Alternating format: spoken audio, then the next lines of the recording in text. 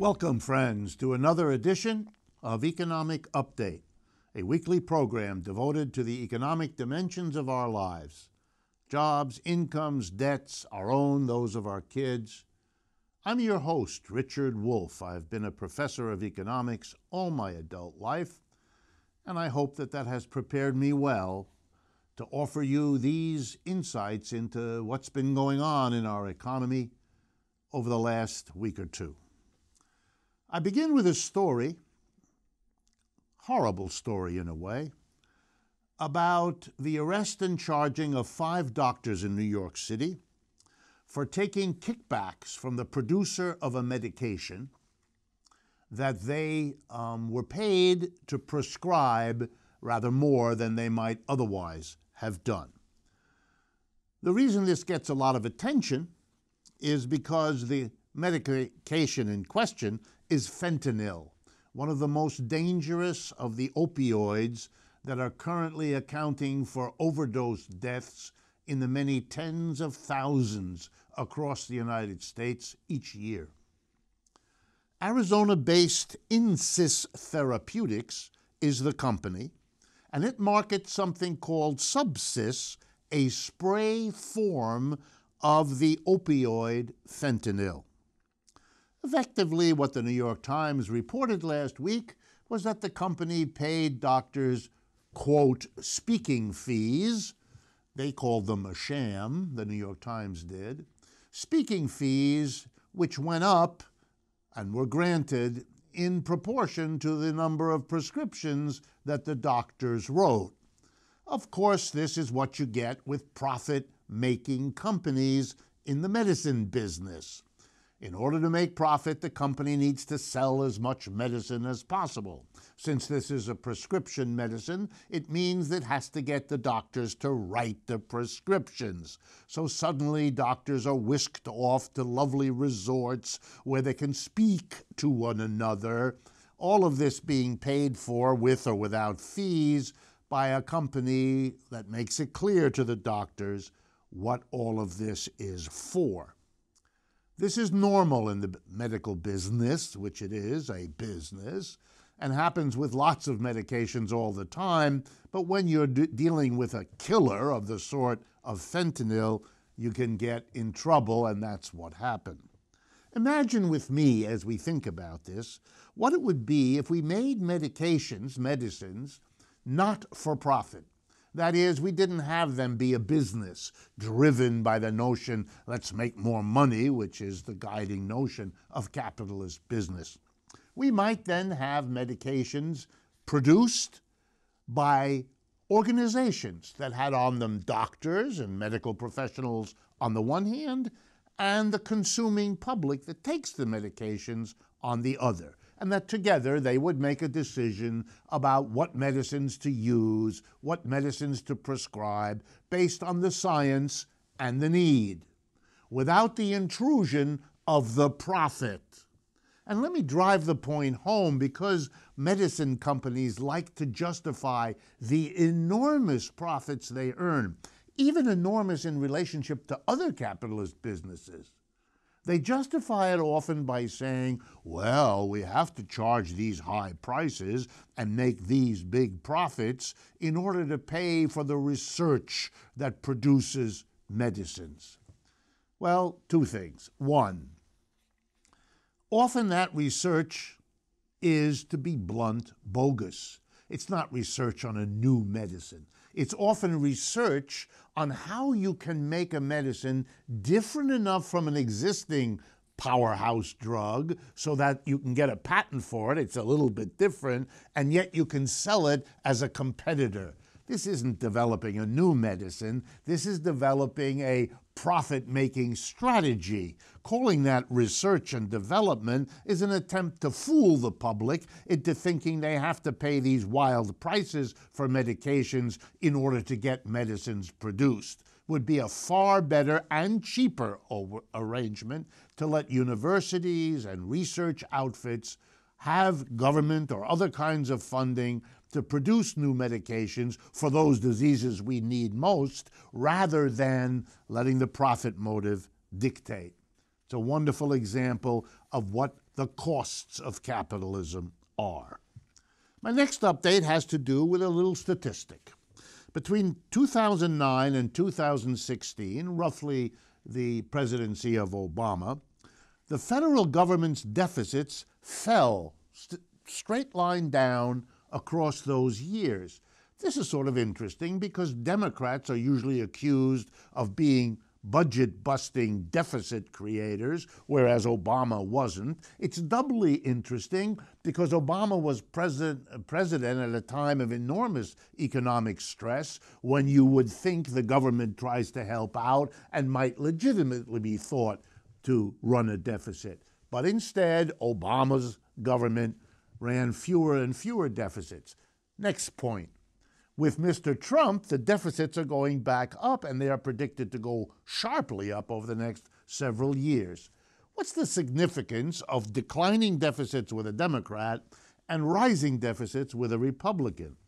Well, if you read the mass media, you get the idea, oh, isn't it odd that the one party that's normally against deficits is now running them, and the party that normally says it's okay is now cutting them? That would be to make a big mistake, that kind of analysis, because what it does is it takes seriously the debate about more or less deficits. The reasons the Republicans can smoothly and easily shift from one position to another, and likewise the Democrats, is because it doesn't really matter all that much. That's not what these policies are about, and that's not what these political parties are doing.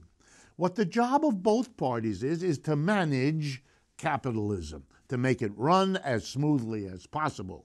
The difference between the Republicans and Democrats is the Republicans want to run it bald-facedly for the people who run the society, the richest, the most secure, and they really pander to them. The Democrats pander to the same folks, but they know the system is more secure if those at the top share at least a little with the rest of the population to avoid the whole game coming to a screeching halt. Neither of them deals with the capitalist system other than to support it, to encourage it, to preserve it, and to keep it going, which is why we don't have any solution to the problems of capitalism. The fundamental instability of the system, its cycles, its bouncing up and down, such as it did so catastrophically in 2008. And likewise, we have no resolution to the problem of the growing inequality that capitalism breeds. Of course, both the Republicans and Democrats say they are for stability and they are for less inequality, but because they don't deal with the system, they both preside over worsening situations in both areas. So let's not worry about the details of up and down deficits. We have bigger fish to fry and bigger problems to solve. My next update has to do with what happens if you leave the control of harm caused by capitalist enterprises to them to solve. If you ask them to police themselves, to curb their excesses, to prevent the harm, here's what you get. Ingenious solutions, in quotation marks, that have the peculiar problem of saving the profits of the company and not doing all that well on solving the problem. I'm going to give you the starkest example. Cigarettes, right? I'm assuming you all know, as the world does, that here in the United States, we went through years and years of litigation and programs that demonstrated beyond all reasonable doubt that tobacco companies knew that their product was dangerous, causing lung cancer and so on, emphysema, knew it, produced it anyway, advertised it anyway, and that the only way to deal with it was to really come down hard on them, punish them, fine them enormous amounts of money, require them to put warning labels on cigarette packs, not advertise, not be near a school. You get the idea. And the companies were told you should deal with this problem on top of it. But a large amount of discretion was left in those companies' hands. So guess what? A recent article in the British newspaper The Guardian shows that around the world, not in the United States and not in a number of the countries that have done like the United States, come down on the cigarette companies where they're in danger of being exposed for what I'm about to tell you. But in countries where the government is weaker, where there hasn't been that kind of campaign, there is massive marketing of cigarettes, especially to children. And that's what the Guardian went around the world to document and did a really fine piece of work this last week. Here are some of the things the cigarette companies have done. And here, for example, is where their research and development is focused. Massive ads and store placements where children shop, in or near candy stores. It's extraordinary, the research. There's a vast program of marketing single cigarettes because children don't have enough money to buy a pack. So it's a big expansion of the sale of cigarettes by the individual piece. Here's one that caught me unawares. Colorful branding. Cigarette papers in various colors mimicking children themes. And here's the one that really knocked me. Multi-flavored cigarettes. That's right, cigarettes that have been infused with chocolate and strawberry and vanilla. Every one of the major cigarette companies talks about their commitment for children and not advertising to them. But the reality exposed by The Guardian shows that if you leave the solution of the harm done by capitalist enterprises to them, they will avoid dealing with the problem while they protect their profits. Let me give you a second example, also drawn from the cigarette industry.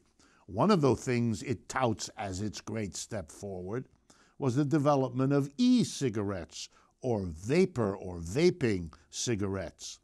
But a recent study released this last week at the Dartmouth College Norton Cotton Cancer Center shows that the number of people weaned off of cigarettes and shifting to the vaping cigarettes is much, much smaller than the number, particularly of young people, who are hooked onto cigarette smoking by smoking those e-cigarettes, those vapor cigarettes.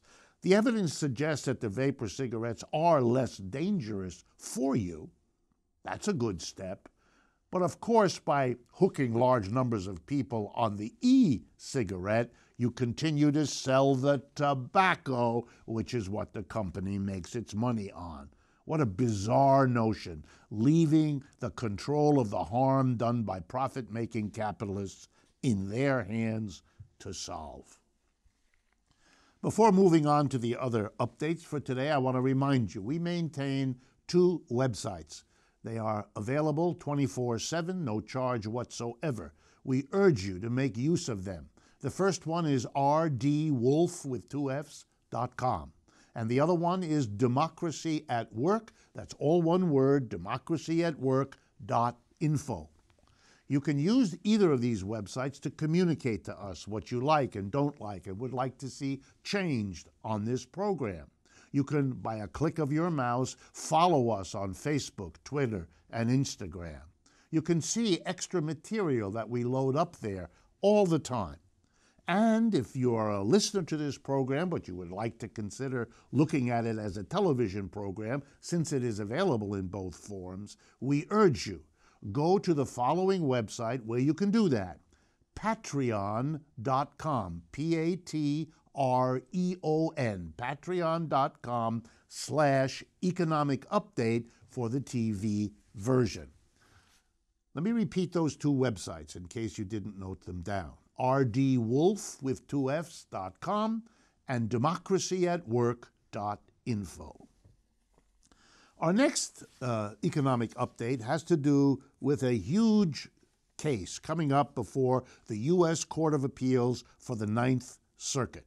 This has to do with the decision of the Federal Communications Commission to abolish net neutrality, the requirement that the Internet make available at the same rate to everybody the service, the access to the Internet that we all now require and use on a daily basis. This decision, if you like, to get rid of net neutrality has produced a tremendous battle between two groups of capitalists.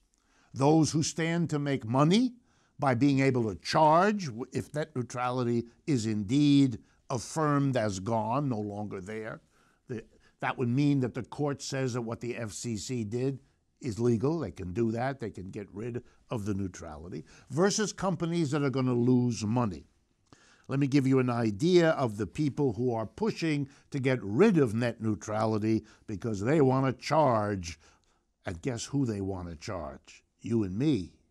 Here they are, just a partial list.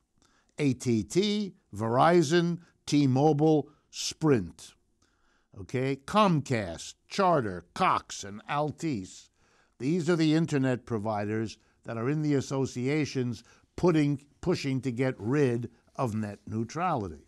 On the other side, pushing to keep it so that we can't be charged this money, are the attorneys general of 22 states in the United States, but notice that's a minority of the states in this country, and a variety of consumer advocacy groups, and a few big tech companies that understand, like Amazon, Google, Facebook, Netflix, and others, that making it more expensive for us to get at the internet will mean we lose it and use it less.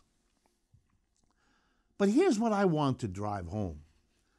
Here we are, the public, for whom these institutions supposedly exist, the internet, so we can communicate with one another better, so that we can find out about important issues better.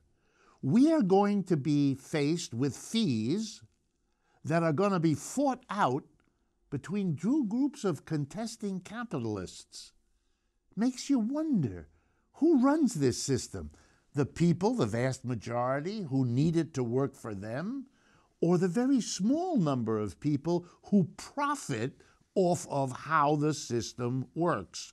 Well, the question answers itself. Capitalism is a system in which profit-making enterprises are the dominant group. For the rest of us, we live with the consequences while we are excluded from participating in any meaningful way. On the one hand, huge corporations with vast resources to throw into this.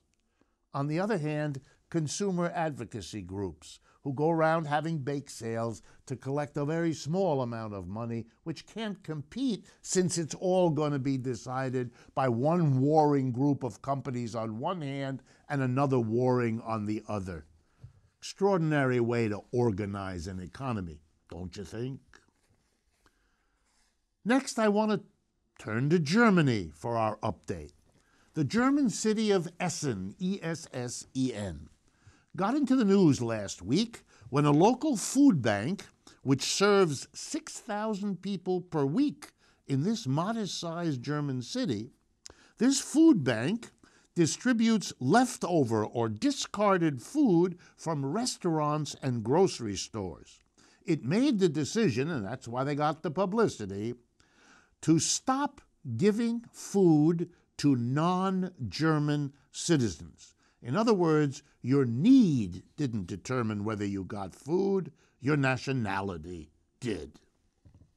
Whoa, what do you say about that? Not exactly your Christian values, you might think, but we'll put that one aside. One critic of this decision, Sarah Wagenknecht of the Left Party in Germany, asked, quote, "In a country as rich as Germany, are we arguing about who gets leftover groceries?" And the answer is, yes, exactly. That's what you're arguing over. And why is this happening? Because there have been cuts in all kinds of social supports, social services, welfare programs. And why is that happening in the rich country of Germany? Well, the answer is the same as why it's happening in the rich countries of Scandinavia, of France, of Italy, and for that matter, Britain, the United States, and so on. Here's the basic story. Capitalism has abandoned those countries. There's more profit to be made by producing in China and India and Brazil, where wages are much lower, and so the capitalists have picked up and gone over there. And that means their interest in the United States or Britain or France or Germany is much reduced.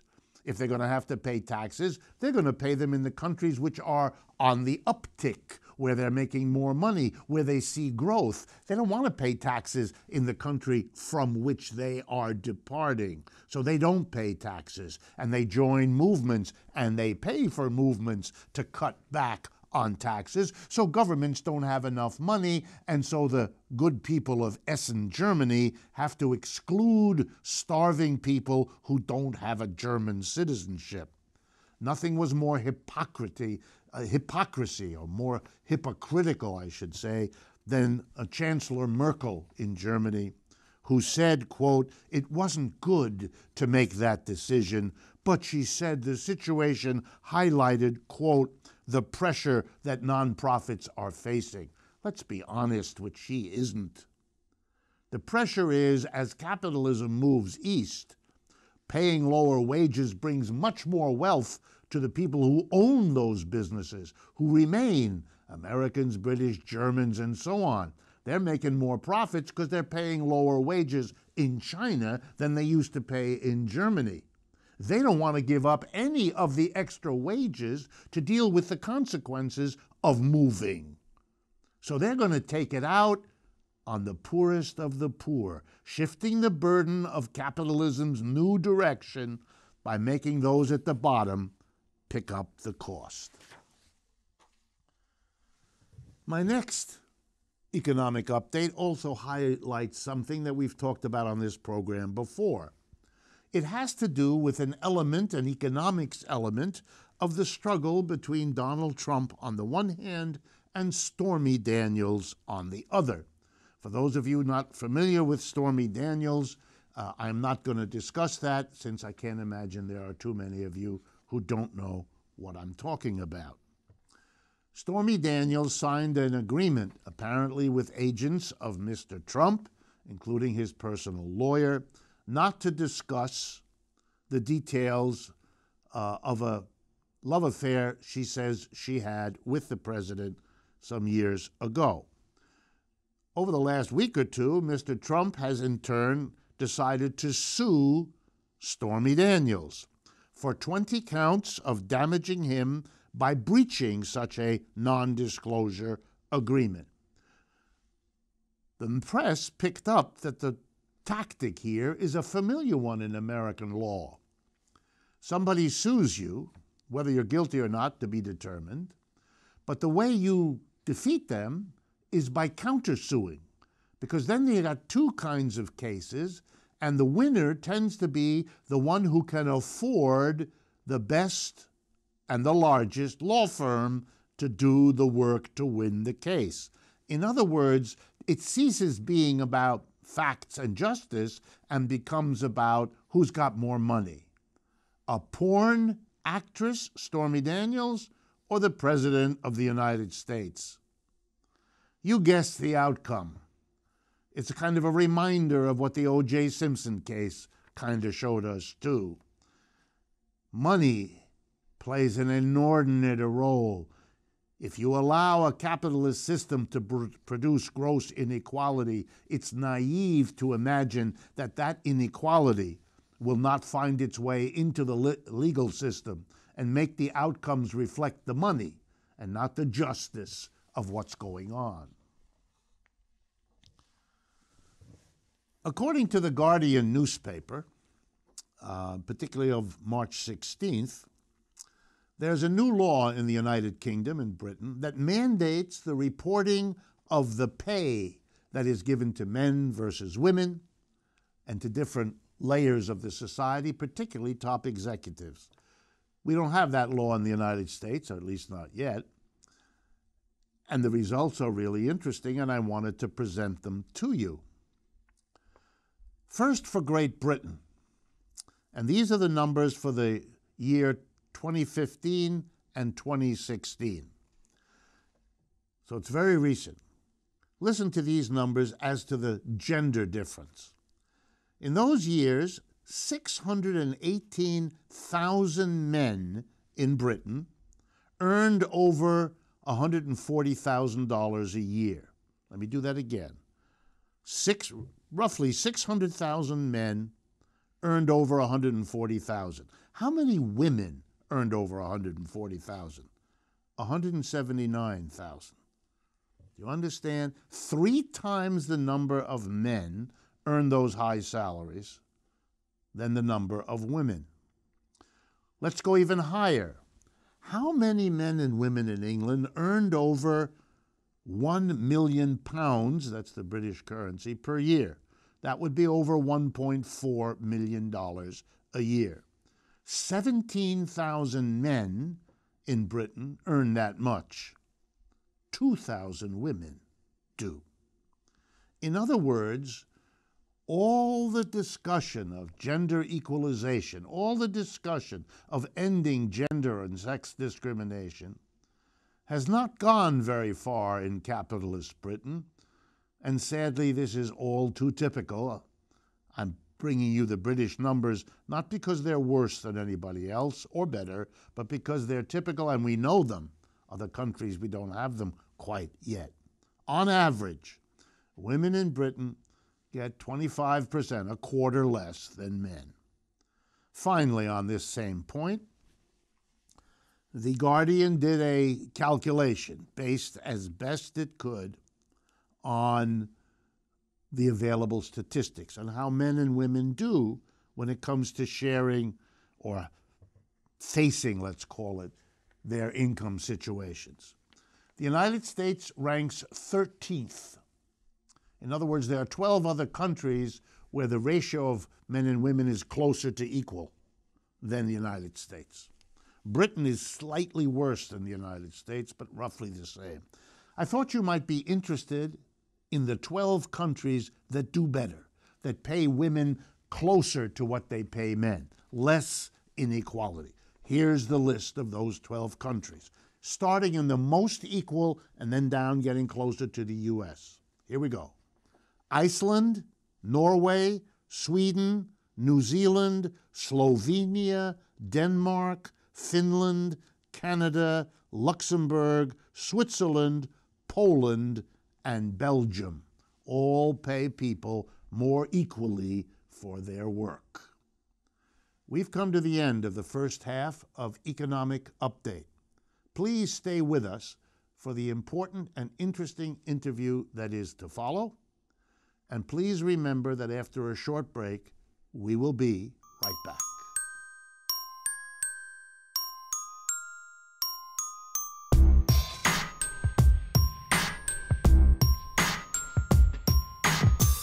Welcome, friends, to the interview portion of our program, Economic Update. You know, we've talked often on this program about the transition from capitalist enterprises with their hierarchies of owners and boards of directors and then the mass of people doing the work, the transition from that kind of system and structure that we're familiar with to an alternative. Sometimes we call that the democratization of enterprise, sometimes we call it worker co-ops. There's a lot of words for it. And we've been talking about what the pros and cons are, what's happening in that area, why that's an important part of our history. So it's with enormous pleasure that I offer you and all of us today a chance to talk with somebody going through that process, trying to figure out, as he and his cohorts do this, how to do it, how to solve the problems that arrive, and to do that in the process of what is really a historic movement of change. So my guest today is Ken Byrne. He's the academic director and one of the co-directors of the Conway School, a small 10-month graduate program in sustainable planning and design located in Western Massachusetts. He had been a graduate student at the University of Massachusetts in Amherst, where he worked with the economic geographer and a colleague of mine, Julie Graham, and the Community Economies Collective to research and write about alternative economic practices in the Pioneer Valley of the state of Massachusetts. So it is with enormous satisfaction and pleasure that I want to now welcome Ken Byrne to this discussion. Thanks for coming, Ken. Thanks for having me, Rick. Okay, so there's a school, and by the way, the school is particularly interesting for me because while we have talked about worker co-ops in manufacturing and service industries, we get quite a bit of mail here from people who work in various kinds of nonprofits, in government agencies, and in schools at all levels, from nursery school on up through the university, asking whether this interesting conversation about worker co-ops is applicable to them too. So I think for that part of the audience, it'll be particularly interesting to hear you tell us a little bit about why you and your colleagues made the decision, what you're after, what the motivation is to go through this kind of transition. So tell us a little bit about it. So the Conway School is, as you said, very small. And at a certain point about 2.5 years ago, I think we had reached the point where we felt that traditional school structure of the board of trustees, the executive director, that structure wasn't quite serving our needs as employees, and we felt that maybe it wasn't serving the best interests of the school as well. There were voices that weren't being included in that decision-making process. There wasn't a lot of communication between the employees and the board. And so there was a change in leadership, and initially I think the board felt, well, of course now we do a national search for a new executive director, a CEO type, a charismatic leader who's going to come in and be able to run the school. And for the employees, we knew each other, we knew what we were capable of, a great bunch of people who knew the school really well. And the idea of bringing in a total stranger didn't make sense to us. So we proposed to the board, let us run the school. We, at that moment, actually, in the day-to-day running of the school, we were doing it. We were looking at the budgets. Because the prior person was gone? Correct. Okay. Yeah. So at that moment, a board of trustees of a school, and it's a volunteer board. They're not paid. They're not compensated. They all have other jobs. And their job really shouldn't be to get involved in the day-to-day running of a school. It should be oversight and seeing fiduciary responsibility, making sure the budgets are working and the school's on course. But the day-to-day running of a school, it shouldn't be done by the board. So, and we knew what to do. So we needed to hire instructors, we need to set compensation levels, we needed to make sure we had books in the library, all the things that you have to do day to day, make sure the electric bill is paid, and really get into the budget, which is a big part of what we were doing. And so we were the ones who could do that, and so we did do that. And over time, we were able to work with the board to make that an actual structure. Given that we would say, well, let's try it for 6 months, and we'll make adjustments as we go, and we'll formally evaluate it at 6 months and 12 months, and actually vote and see if we want to continue doing this. And that's how it evolved. So tell me, in your judgment, say after the first 6 months or 12 months, was it is it your judgment that you were able to do this? In other words, you were able to make, in effect, the transition from the top-down hierarchical to the more democratic collective running of the school? Yes, absolutely. We were able to balance the budget. We were able to make all kinds of decisions that we didn't have to rely on someone else to make for us. We knew, for example, we had a tornado hit the school, a freak tornado hit the school. In Massachusetts? In February. Right. Climate change is real. Yes. And so all kinds of decisions had to be made very quickly about clearing the road and getting insurance companies contacted. Things like that. We were able to do it. There was a lot of collaboration among people who actually knew how things operated, what was important. So the person in charge of facilities could say, this is the insurance company, we need to make this decision. If we had to figure out other phone calls to make, we could do that. That's just one example. And all along the way, we've been doing participatory budgeting, which is kind of also something that just evolved because of our level of collaboration and understanding each other's work, which is very important. and the budget is where it all comes together. And so you get together, 20 employees in a room, you project a budget in an Excel spreadsheet, and you just start playing around with the numbers. You say, well, what about our healthcare costs? We just found out they went up 20%. How are we going to do that? We're halfway through the school year. What do we reduce? Understanding it all as if you push one thing up, something else has to go down. Right. And being a part of that was a wonderful, dynamic experience. And it really made clear to all of us that this is something we can do. Because not everyone was sure that we could. There were doubts. There were doubts certainly on the part of some of the board members. But to be fair to them, they had never seen anything like this either. Right. And some of them said, how can you do that? You need someone to tell you what to do. You need a leader. I said, well, maybe, maybe not. We've been doing it for a few months now, and it's working. So I think small success bred more confidence in it, better transparency and communication of information between all the employees and the board. We reached out to alums and shared with them what we were experimenting with and got their advice. Past employees, we met with them. We had a number of listening sessions with trustee members. And so part of it was just building up that understanding among ourselves that, yes, we can do this. And with the board. Let me interrupt, just technical questions. How many people are on the group of you that do this together? So it's somewhat like Russian doll, or circles within circles. So on the board side, we have maybe between 12 and 16 board members. On the employee side, we have roughly 6 full-time staff members. That includes faculty and administrative staff, and most of us wear multiple hats. Then we have another 14 part-time to very part-time employees. So we have about a total of 20 employees. Okay.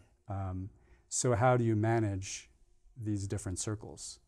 So particularly how the decisions, Yeah. I was about to ask you, is it a one person, one vote kind of thing if you have disagreements or budget decision? How do you work that? And we're waiting for the big disagreement where we're going to actually have to have a vote. So pretty much to this point, we've been able to work it out with consensus or with talking it through and having a general sense of the room.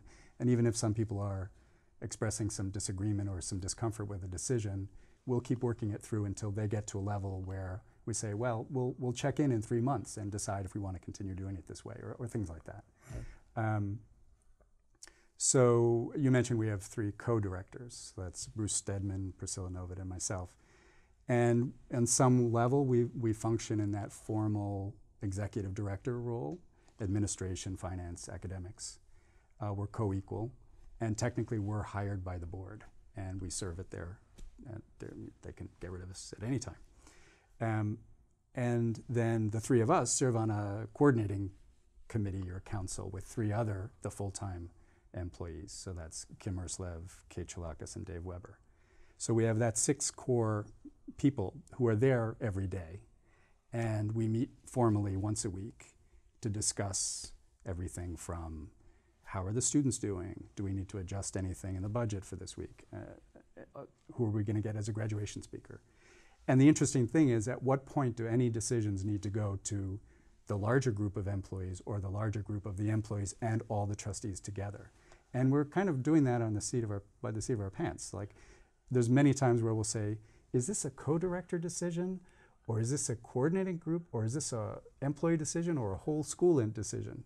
The co-directors also are on the executive committee, non-voting members of the executive committee meeting, which meets every couple of weeks. So a small group of trustees, the co-directors are kind of that, I often think of it as that joint part in a universal axle, where this thing is spinning, and there's one thing that has to coordinate the 2 spinnings, and that's the 3 co-directors. But we're totally answerable to the coordinating council of 6 and the larger employee group as well. We would never say, should we raise tuition or raise or lower financial aid. We have to do one or the other, for example. We would never just make that decision on the fly and say we've made a decision. Our job is to research, think about, talk through the issues, coordinate with the trustees about their concerns, and then go back to the larger group and say, our job is to present the issues to you. This is what we think the scenarios might be.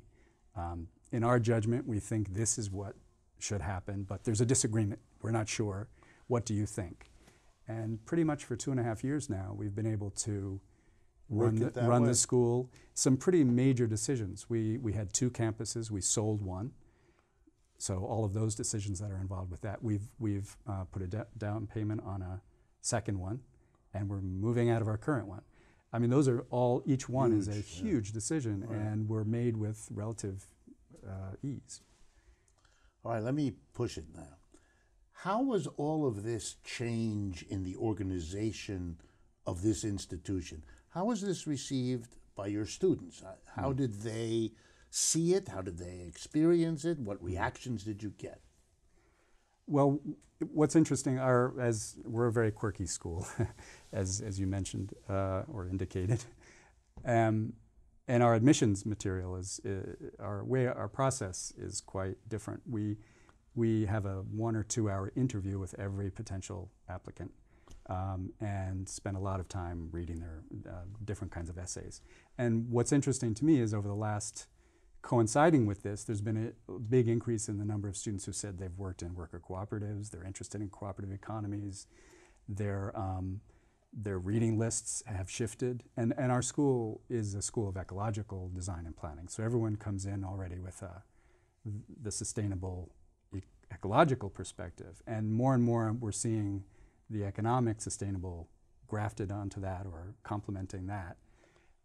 So when I see that, or it comes up in the conversation with a prospective student, because I interview all of the prospective students, and I'm forthright. I say, I'm one of 3 co-directors, 6 coordinators, 20 employees, all school, and I explain what we're doing, and it's been overwhelmingly positive. It seems that it's something they're very interested in. They ask a lot of questions. With our current students, what's interesting, when we have an upcoming board meeting, we take 30 minutes to talk to the students about the upcoming board meeting. We say, these are the issues that are coming up in the board meeting. This is what we think is going to happen. There's something, there's some disagreement about how to go forward on this or that. And invariably, Monday morning after the board meeting, 3 or 4 students will say, hey, how did the board meeting go? What did they decide about this or that?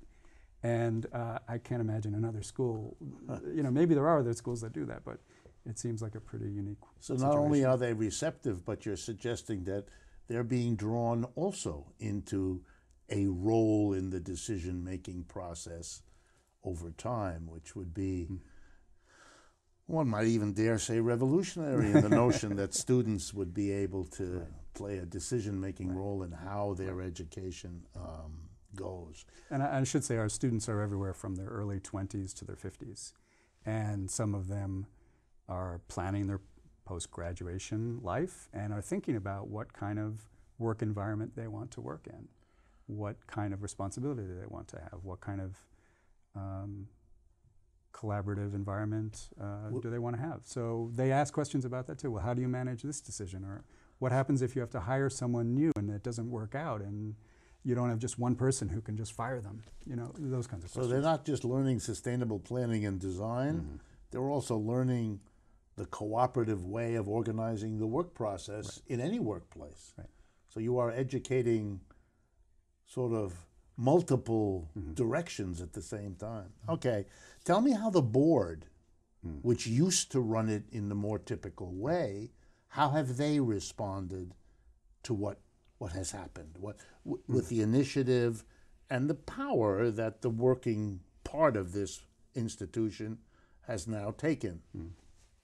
Well, I think initially some, as I said, were surprised by it, or it seemed very novel. Some said, well, we're already flaky enough. Why do we have to have this flaky thing? And well, it's not really that flaky, to be honest. It works really well. And so there was some questioning and resistance, and some, totally, their concern was totally understandable. But some said, well, if we don't have a single CEO, no one will donate. Our fundraising will go down, because people, if they're going to donate, they want to know they're talking to the person at the top. And so we haven't had that kind of falling off with our system. We haven't noticed any concern about people not donating because of the structure of decision making at the school. Well, it's an understandable concern. Yes, of course, but let me interrupt. So donors, when they were told, well, we don't have a CEO anymore, we have this three-member, as you've explained it to us, this collective, that didn't turn off the donations. So who meets with them? If they can't meet with a CEO, you don't have one. Well, I'm a co-director with an area of responsibility for academics, and again, all of these overlap. So I also have to know about finance, and et cetera. Bruce Stedman, his area of responsibility includes fundraising and development. We have a development committee that includes staff members and trustees and alums. So it's a shared responsibility. If somebody needs to make a phone call, it might be a trustee. It might be Bruce, it might be someone else on the staff. And so far, I don't think we've missed out on having that charismatic CEO who's going to storm into a room. No, it reminds me, if I could interject a moment, that when I go around the country talking about worker co-ops and setting them up, I get very often the question, well, no bank would lend to you because you don't have the customary signature of a CEO or a CFO or whatever it is. And they're always amazed when I explain to them that worker co-ops are not new. They've existed for thousands of years, even hundreds of years in the United States. And guess what? All kinds of co-ops have gone to all kinds of banks, and they've worked that out. It's not some insurmountable impossibility. It's just lodged in some folks' minds as if it were insurmountable. And in a sense, nothing shows it better than having the concrete experience. Okay. How have the teachers, people like you and your colleagues, how have they changed? In other words, they're changing the organization of work, but how has the changed organization of work reacted back and changed them? Do you have any thoughts about the impact? And if you don't want to speak about others, just about yourself. What do you think about what you've done? Maybe I'll take the first question first. What we've all observed is the capacity for growth in each other. So that people who said, I never thought I would be able to understand this complicated spreadsheet and the difference between restricted donation and unrestricted donation and depreciation, and but just through a process of sitting down and talking through it with people on the board and on the staff who do understand it, it's actually really helpful that they all know that, but also it's great to see everyone has this capacity to learn something new, and that everyone takes on tasks because they have been a part of the discussion of other people who know how to do that. And they see the importance of it, and everyone has learned something new by doing, including myself, many things. So it would be fair to say it develops new capacities, right? And then there's a nice feedback, because if someone who didn't understand the finances, say, now does, that person's ability to weigh into decision making will, in a sense, be improved because he or she knows the financial dimensions of the issue. Which before they might have not felt comfortable about. So in a way, the collectivization develops the skill, which then improves the collectivization. They feed each other. And there's, I think we've all worked in situations where there's the institution is oppressing you. Yes. There's no paper towels in the bathroom, and you can say blame the institution in the abstract. For us, we are it. So if we have a problem, we have to figure it out and sort it out, and we have to understand how all those pieces fit together. So bellyaching about the institution drops off the list because it's really not possible anymore. Right. You can't say, well, I didn't get a raise this year, and you are full of resentment. You can actually see, well, we gave more financial aid this year, and that was a good thing that we all agreed to, and that's why we didn't take a raise this year, or we put more into our endowment or our reserves, or to buy our new campus, or whatever those things might be. That I think some people looking from the outside may have feared if you put the employees in charge, they'll just vote themselves a raise, Right. and that's the furthest thing, that from what's happened, because you have to understand it all as a functioning system. Right. And the truth of it is, as all trade unions learned years ago, that workers are much more concerned about the security of their job and would never pay themselves a large amount of money when they have all these other needs to take care of with their funds. It would be a short-term boom, but it would undermine their security, which in the end is always the bigger thing. All right. Can I mention one more thing? Please. Bruce, who's one of the coordinating group, he mentioned just at our, I think it was our all-school meeting a few weeks ago, he has been an executive director in that unitary CEO position for a couple of nonprofits and organizations, and we were talking about this experience of our work, and he said, I've been that executive director, one person in charge of making all the decisions. He says, it is so much better to be in this situation. Yeah. I don't have that burden. I don't have to be the one who has to always know everything and make all those decisions myself. And he's enjoying it tremendously. And everyone, even the person who only works 1 day a week, 1 term a year, is invested and feels, at least from my reading, the amount of time they will speak up with their opinion about something important to the school, they speak up. There doesn't seem to be that quiet in the room that no one wants to say anything. I learned this lesson myself once years ago when I was part of a group of economists called in to do a report for some executive in a company. And it was crystal clear in the conversation that the executive had already made the decision. And we were just for window dressing, which we got paid very well, so we dressed the window. But at the end, I took him aside and I said what I just said. I said, it was clear that you had already made the decision. What was this for? And he answered with what you just told me. He said, I'm the guy who's accountable. I can't afford this situation. It drives me crazy, keeps me up at night. It's always a guess, it's always a gamble. And one of the ways that executives protect themselves, he was teaching me, is we get a report.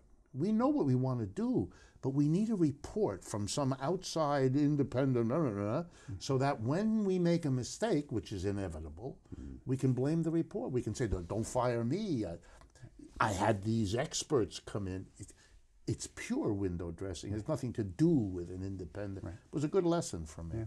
Tell me because we're getting close towards our time, what would you say is the lesson of your experience for others, for people in schools around the world, people in all kinds of institutions, not just ones that produce a commodity for sale, but do all kinds of other.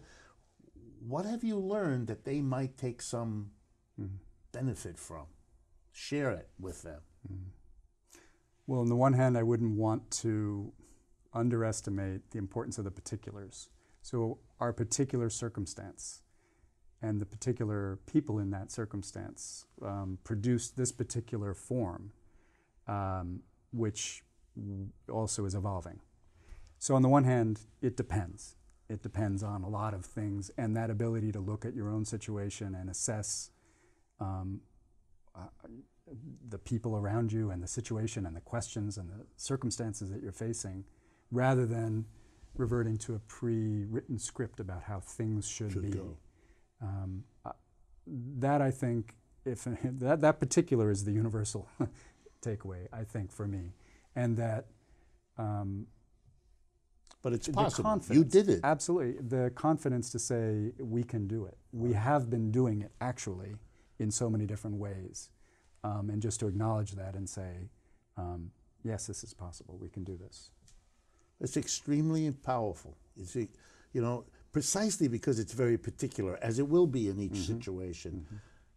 That's the universal, that in this particularity, as in many others, it's doable with the trepidation, the fear, the unknown, the skepticism, all appropriate. You did it. And I want to congratulate you. Thank you for your guidance. Thank you very much, Ken, for coming. Folks, before I close, I'm moved by this. I'm moved as I am by every worker co-op I have encountered. Those that are highly developed, been going a long time, those that are just beginning, those that are struggling in all the different fields.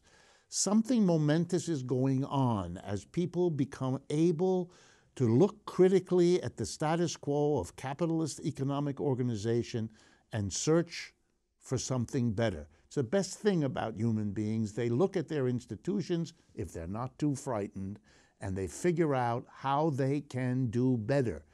That's called progress, and it applies to economic institutions as well. Thank you all for listening. I want you to be, as I always ask you to be, partners of this program. Get these messages out, share it with us. I want to share with our partner, truthout.org, that remarkable independent source of news and analysis, which we also thank for every Friday, making it possible for many of you to also access this program in that way. Thanks again for your attention, and I look forward to speaking with you again next week.